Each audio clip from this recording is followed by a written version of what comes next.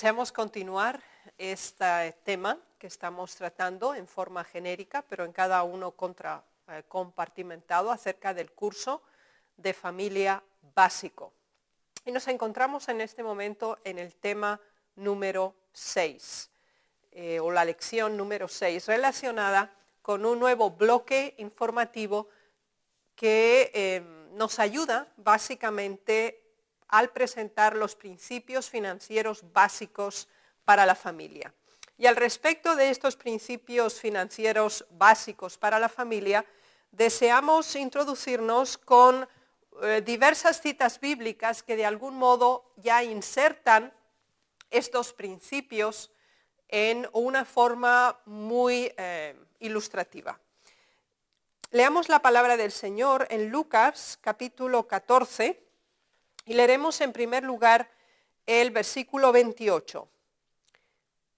La palabra de Dios dice así: porque ¿quién de vosotros, queriendo edificar una torre, no se sienta primero y calcula los gastos, a ver si tiene lo que necesita para acabarla? Ese es un primer caso. Vayamos a un segundo que está en el mismo capítulo 14 de Lucas, en el versículo 31, donde dice: ¿o qué rey, al marchar a la guerra contra otro rey, no se sienta primero y considera si puede hacer frente con 10,000 al que viene contra él con 20,000? Así que aquí tenemos dos preguntas básicas que nos ayudan a resolver principios financieros en una base particular. Así pues, partimos de Lucas 14 y vamos a desglosar el primer caso que teníamos, es el del versículo 28. Y el tema es la edificación de una torre. Así que hay que crear algo nuevo. Se tiene un proyecto, se desea hacer algo. La idea existe, el deseo también. ¿Cuál es el primer punto? Vamos a analizar el versículo 28. Dice así: porque ¿quién de vosotros, queriendo edificar una torre, no se sienta primero? Así que primero existe el plan, o la idea, o puede ser también el proyecto. Ahora, ¿cuál sería ese segundo elemento? Lo acabamos de considerar aquí. Dice, se sienta primero. Así es la declaración literal de la cita. Se sienta primero. De otro modo, examina, reflexiona acerca de este plan.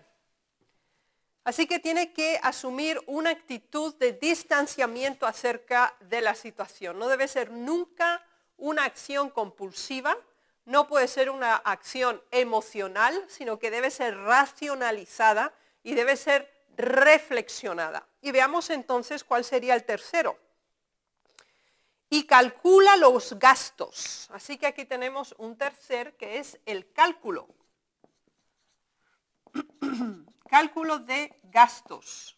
Y esto es muy significativo. Tenemos la idea, tenemos el deseo, hemos hecho un examen, una reflexión, una racionalización y ahora tenemos que calcular los gastos. ¿Con qué fin seguimos estos tres puntos? A ver si tiene lo que necesita para acabarla. Así que este cálculo de gastos tiene el propósito de evaluar las necesidades. Si realmente se dispone de todo lo necesario para poder cumplir ese proyecto o poder entonces construir esa torre y tomar posesión de la torre. Y después vienen unos matices al respecto en el versículo 29, donde dice: no sea que después que haya puesto el cimiento y no pueda acabarla, todos los que lo vean comiencen a hacer burla de él, diciendo: este hombre comenzó a edificar y no pudo acabar. Así que es fundamental en finanzas no solamente analizar sino ver el fin desde el principio. Es decir, no compartimentar el proyecto, sino ver si realmente lo que se inició se va a poder llegar a un término, se va a poder terminar, no dejar las cosas a medias. Este es un modelo. Después volveremos al segundo problema que veremos en la segunda parte de esta presentación. Así que vayamos al tema del dinero, porque ese es de hecho el principio de todos los males, como nos dicen las Sagradas Escrituras. Pero veamos que el dinero puede ser una bendición o puede ser una maldición. Consideremos el hogar cristiano, la página 339. El dinero no es necesariamente una maldición, es algo de alto valor, porque si se emplea correctamente, puede hacer bien en la salvación de las almas y en beneficio de quienes son más pobres que nosotros, por un uso pródigo o imprudente. El dinero llegará a ser un lazo para quien lo gaste. El que emplea el dinero para satisfacer su orgullo y ambición hace de él una maldición más bien que una bendición. El dinero prueba constantemente los afectos. Todo aquel que lo adquiera en mayor cantidad que la realmente necesaria debe solicitar sabiduría y gracia para conocer su propio corazón y guardar a éste con diligencia, no sea que tenga necesidades imaginarias y llegue a ser un mayordomo infiel que use con prodigalidad el capital que le confió el Señor. El pensamiento básico que tenemos aquí es que el dinero es un don de Dios, no nos pertenece. Dios nos lo ha concedido y aquí se nos habla que es necesario valorar la razón, la necesidad o la causa del uso del dinero. El uso, la necesidad y el propósito. Debemos contestar a estas preguntas. ¿Realmente se necesita? ¿Cuál es la razón de este gasto? ¿Y qué uso se le va a dar? Estos tres principios básicos los encontramos en esta cita. Ahora, es necesario que exista un equilibrio, que exista un balance en el presupuesto. Y Hogar Cristiano, en la página 339, nos dice, son muchísimos los que no se han educado de modo que puedan mantener sus gastos dentro de los límites de sus entradas. Así que aquí tenemos la balanza. Y la balanza pendula precisamente entre dos grandes pesos. Y uno es el gasto y otro es la entrada. ¿Y qué es lo que ocurre? Debe mantenerse equilibrada. Debe haber una correlación directa entre lo que uno recibe y lo que gasta. No aprenden a adaptarse a las circunstancias. El elemento que mueve la balanza, el fiel de la balanza, que lo tenemos aquí, son las circunstancias. Tenemos que aprender flexibilidad y capacidad de adaptación. Eso quiere decir que a veces las circunstancias nos exigen un nivel de economía mayor cuando, por ejemplo, se han reducido las entradas, o cuando se ha incrementado la familia, o hemos pasado por una situación de enfermedad donde ha habido más gastos de los habituales. Entonces hay que reajustar ese plan financiero, ese presupuesto, y las circunstancias son las que rigen de algún modo la correcta adaptación de esos medios a las necesidades. Dice, no aprenden a adaptarse a las circunstancias y vez tras vez piden dinero prestado y se abruman de deudas, por lo que se desaniman y se descorazonan. Así que cuando aquí se produce el desnivel, ¿qué es lo que ocurre? Se adquieren préstamos, lo cual producen deudas. Y cuando éstas se adquieren y además no se pagan, ¿qué es lo que ocurre? Produce desánimo y descorazonamiento. razonamiento, nos dice el testimonio. Así que este desequilibrio que tenemos o que podemos tener en el uso, en el manejo y en la administración del dinero, es simplemente un resultado de también nuestro desequilibrio emocional y en la comprensión y valoración prioritaria de nuestras necesidades. Así que es el resultado, de hecho, de un carácter desequilibrado. Y tiene, obviamente, una inferencia espiritual en nuestras vidas. Se nos dice y se nos da una recomendación específica en Hogar Cristiano, página 339, que debemos llevar cuenta de los gastos. ¿Cómo hacerlo? Y fíjense qué interesante. Los hábitos de complacencia propia o la falta de tacto y habilidad de parte de la esposa y madre pueden ser una carga constante para la tesorería y, sin embargo, tal vez piense esta madre que está haciendo lo mejor que puede porque nunca se le enseñó a restringir sus necesidades y las de sus hijos y nunca adquirió habilidad y tacto en los asuntos de la familia. Por esto, puede ser que una familia necesite para su sostén 2 veces más que otra igualmente numerosa.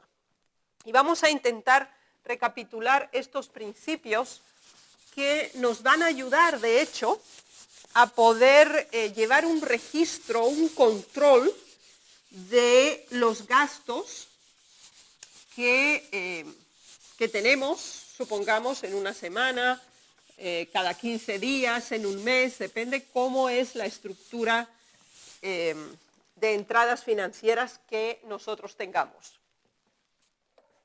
¿Cómo controlar los gastos? Es la pregunta.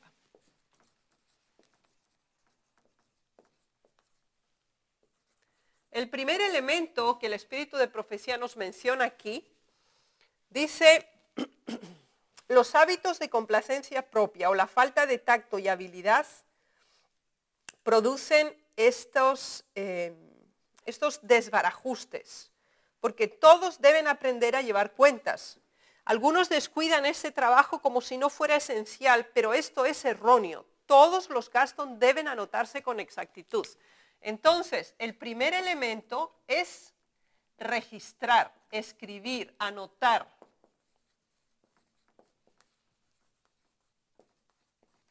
Cada vez que gastamos hay que escribirlo. Hay que tener control de ello. ¿Con qué fin? Hogar Cristiano 339 nos sigue diciendo, agradó al Señor mostrarme los males que resultan de los hábitos de derroche, para que pueda amonestar a los padres a que enseñen estricta economía a sus hijos. Enséñesles que el dinero que gastan en lo que no necesitan ha recibido un uso pervertido en vez de correcto. Así que registramos. ¿Y cuál sería nuestro segundo elemento?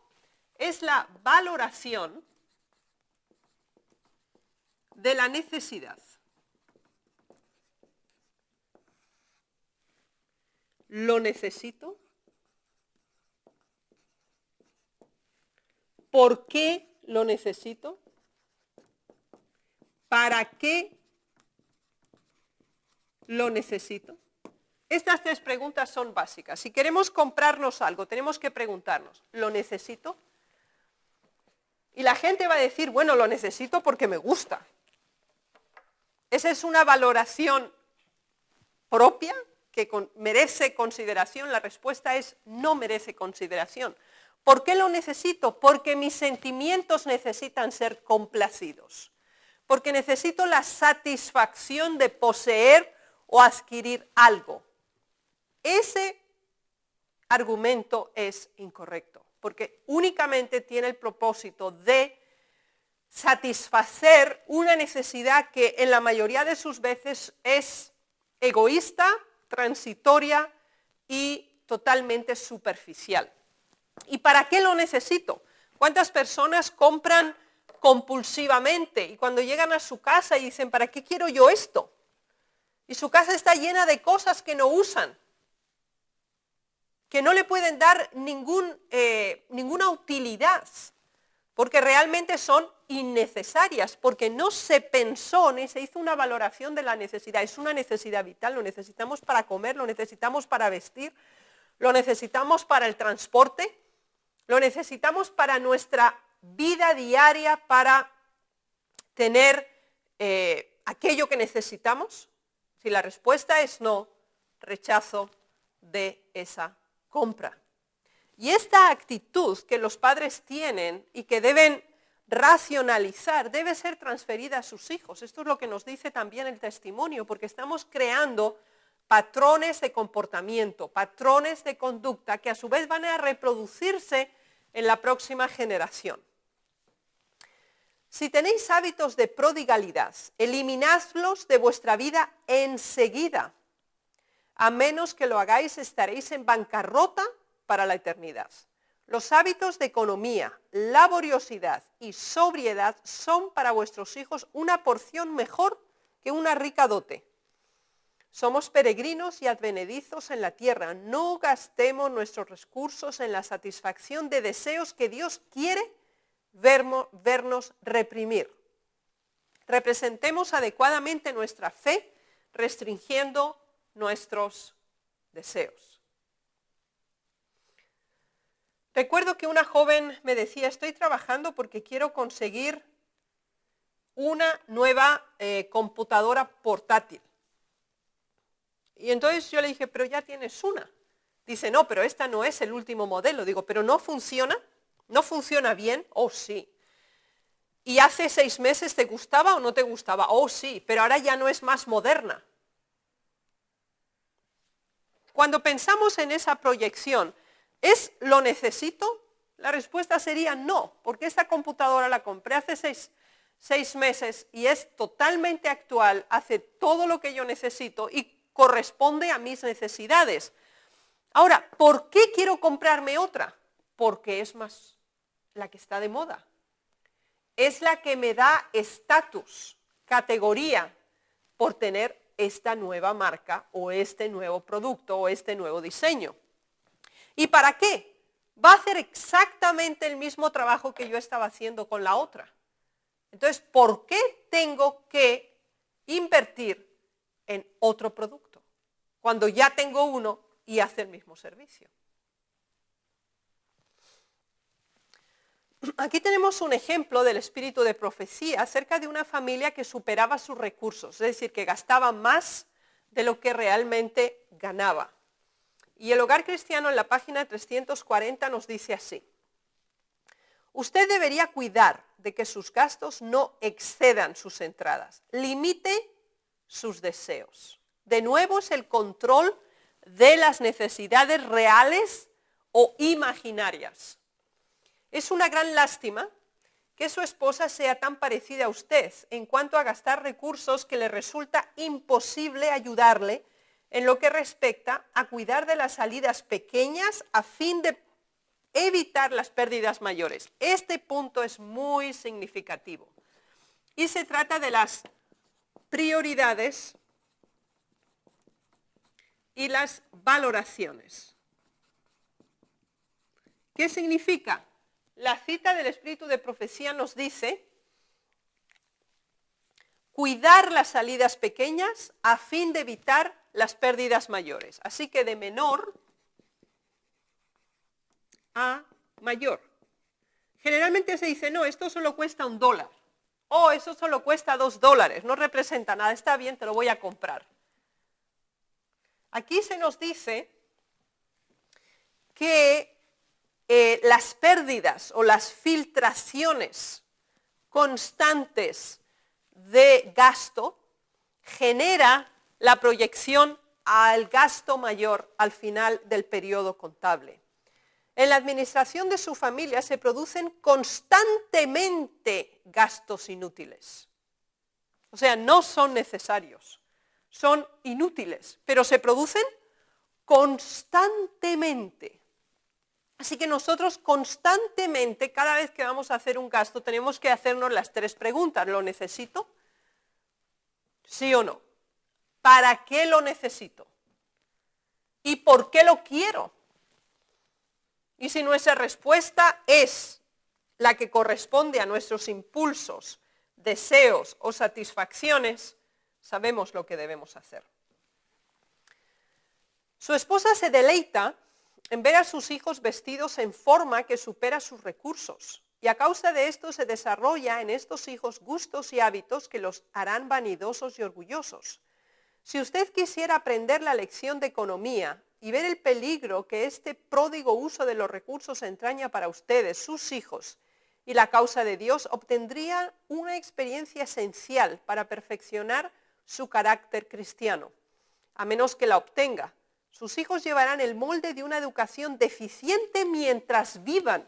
Fíjense la repercusión que tiene el modelo de conducta en el gasto o en la adquisición de algún producto que ejercemos sobre nuestros hijos. Porque el modo en que nosotros gastamos el dinero es un acto de enseñanza, es una lección directa que se registra en sus mentes y se reproducirá en un comportamiento posterior. Y cuando esto es constante y el modelo que se da es todo el tiempo incorrecto, aquí se nos dice que su educación será deficiente mientras vivan, porque ya se ha creado un patrón de conducta, un modelo de tratar el dinero, de consumir y de no valorizar de acuerdo de menor a mayor o las necesidades que son propias. No quisiera inducirle a acumular recursos avariciosamente, cosa que sería difícil para usted, pero quisiera aconsejarles a ambos que gasten su dinero cuidadosamente y que por su ejemplo diario enseñen a sus hijos lecciones de frugalidad, abnegación y economía. Necesitan que se les eduque por el precepto y el ejemplo. No solamente tenemos que enseñarles, tenemos que darle ejemplos. Cuando vamos a comprar con nuestros hijos, generalmente ellos nos dicen, yo quiero esto, quiero que me compres aquello, quiero lo demás. No hay que contestarles con un no, simplemente. Hay que explicarles por qué razón usted no le va a comprar ese otro juguete. Y hay que explicárselo. Dice, mira, tú tienes 3 camiones. ¿Por qué necesitas un camión más? Y el niño va a decir, es que me gusta. Pero no lo necesitas. ¿Y cuántos niños hay en el mundo que no tienen ni un camión? O tener muchos zapatos. Hay gente que tiene debilidad por los zapatos. Y se compran otros simplemente porque es la moda, o porque este modelo no lo tengo, o porque este color me falta, o cualquiera de esas necesidades imaginarias que podemos crear. Pero es absolutamente innecesario. Así que tenemos que aprender a reprimir aquellos deseos, impulsos, emociones que no corresponden a un carácter santificado. Y se revela directamente en el uso que le damos al dinero. Leamos una recomendación más en relación a la enseñanza a nuestros hijos. Hogar Cristiano 3:41.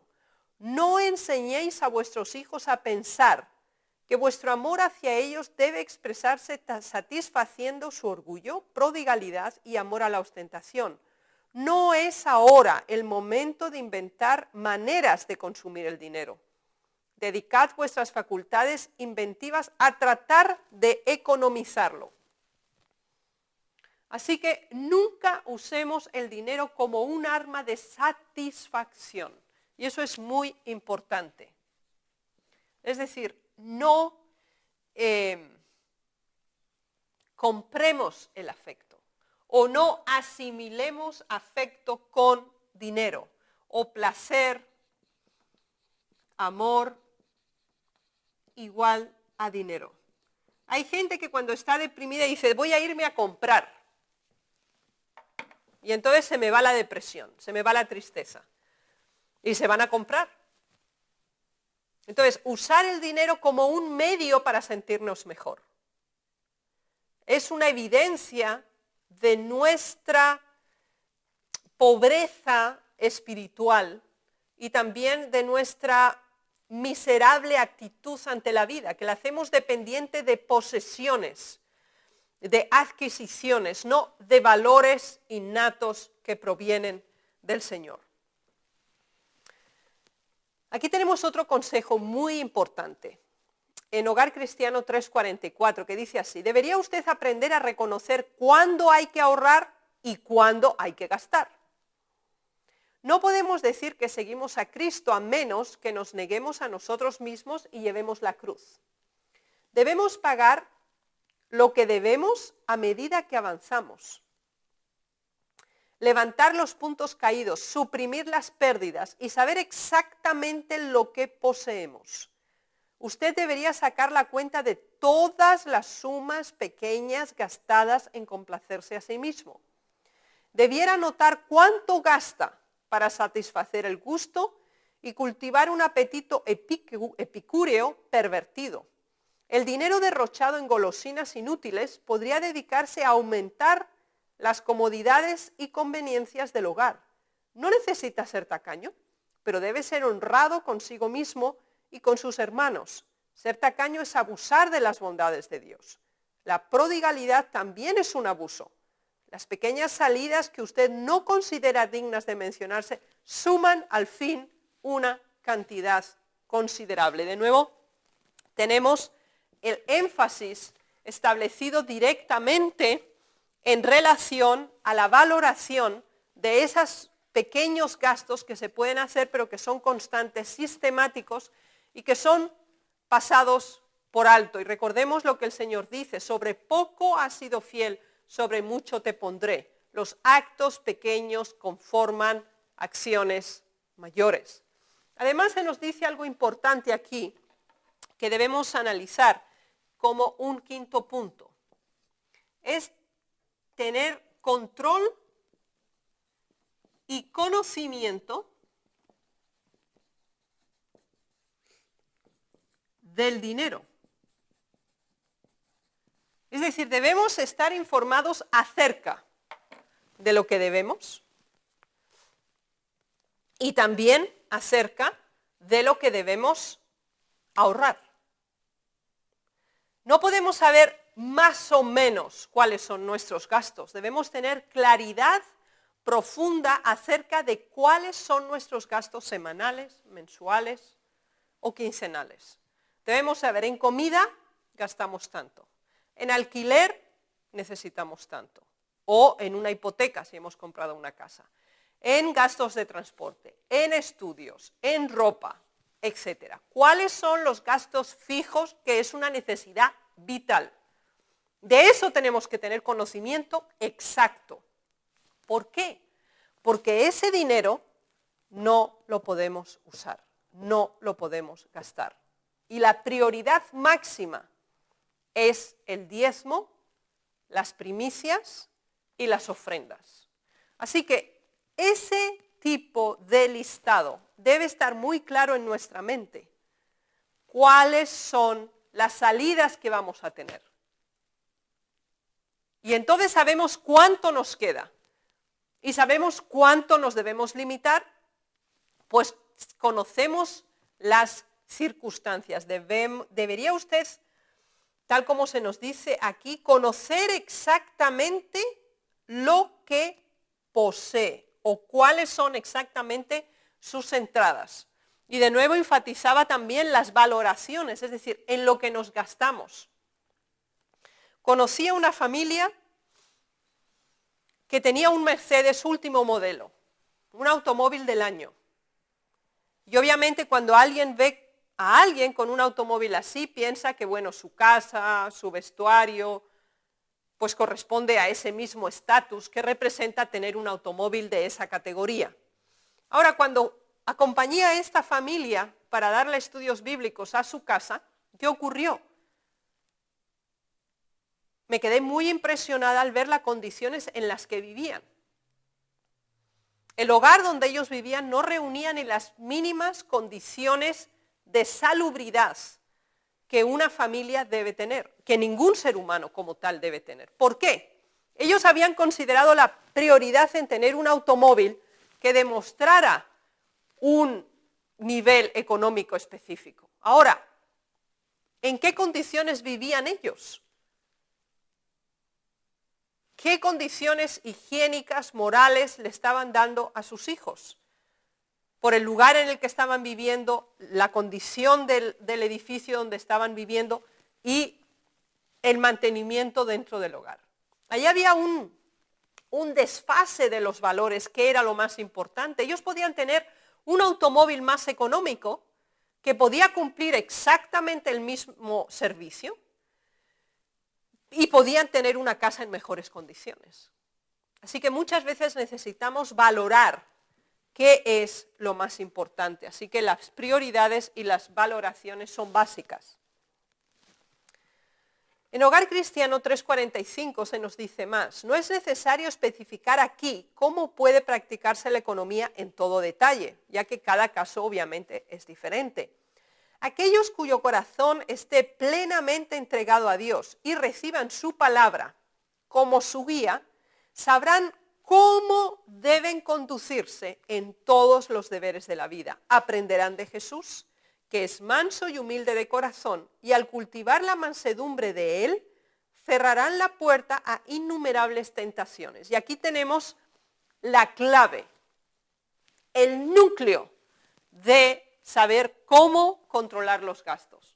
Y deseo enfatizarlo de nuevo, dice, aquellos cuyo corazón esté plenamente entregado a Dios y reciban su palabra como su guía, sabrán cómo deben conducirse. Así que la conversión del corazón, la conversión, nuestra relación con Jesús y el estudio de su palabra son los elementos que van a permitir que tengamos un carácter equilibrado, un gusto santificado y una capacidad de elegir nacida de lo alto, lo cual permitirá que practiquemos la economía, la templanza, el dominio propio y el correcto administrar en nuestras vidas. Quiera el Señor ayudarnos a poder comprender cuáles son los principios que debemos seguir. Porque ahora tenemos la segunda cita que queríamos considerar, que es muy significativa. Siempre estábamos en Lucas 14 y vamos a analizar el segundo caso. Porque si lo recuerdan, al principio de esta clase habíamos hablado de Lucas 14, 28, que es el caso cuando vamos a empezar un proyecto. Y tenemos que calcular cómo vamos a resolverlo, cómo lo vamos a hacer, y se nos daban los pasos. Ahora, aquí se nos va a presentar otro caso importante que no depende directamente de nosotros, sino que a veces nos encontramos en una situación financiera que quizás ha sido provocada por un tercero, o no sabemos exactamente cómo resolverla. Entonces, ¿cómo hacerlo cuando ya estamos en el problema? Leamos esta cita en Lucas 14, versículo 31. ¿O qué rey, al marchar a la guerra contra otro rey, no se sienta primero y considera si puede hacer frente con 10,000 al que viene contra él con 20,000? Así que cuando tenemos que ya resolver un problema que ya existe,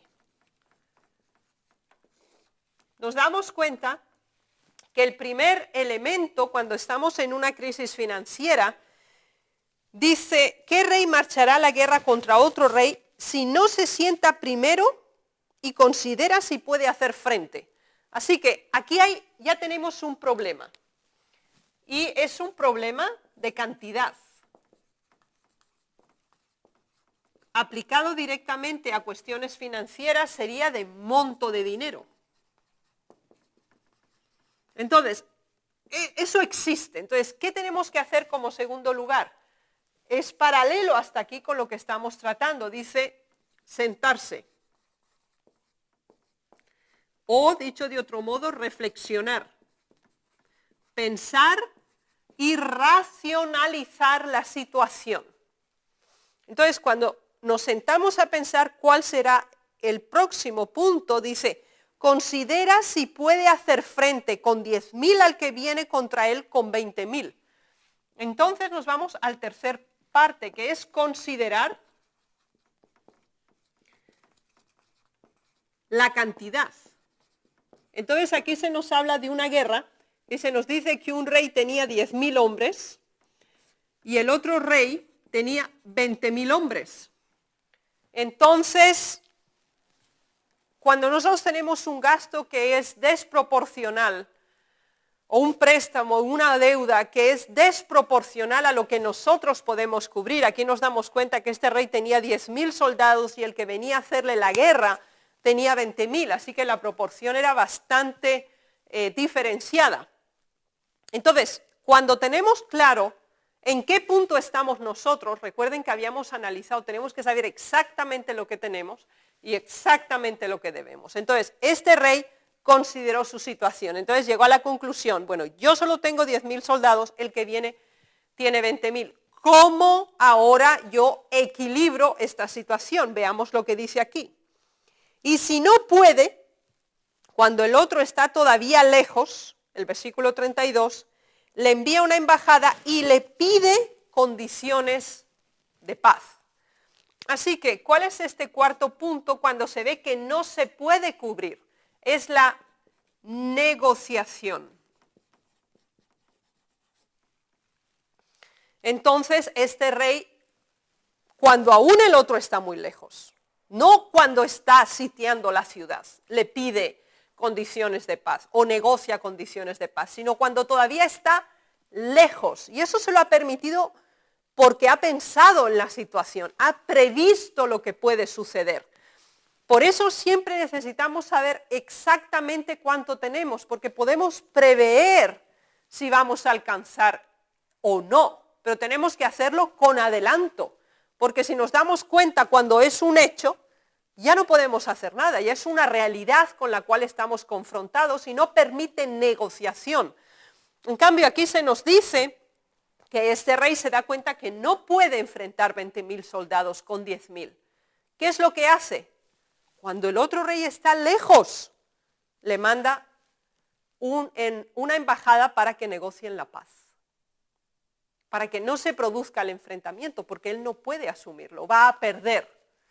Así que cuando nosotros tenemos una situación en que nuestros gastos superan con creces nuestras entradas, tenemos que entablar negociación con el problema que tenemos. Es decir, tenemos que ubicar primero qué es lo que tenemos, cuánto nos queda por cubrir y hay que empezar una estricta economía para negociar y resolver ese problema. Así que el Señor nos ayude a comprender estos principios básicos. Vamos a continuar también con otros temas más que están relacionados con otros principios básicos de economía.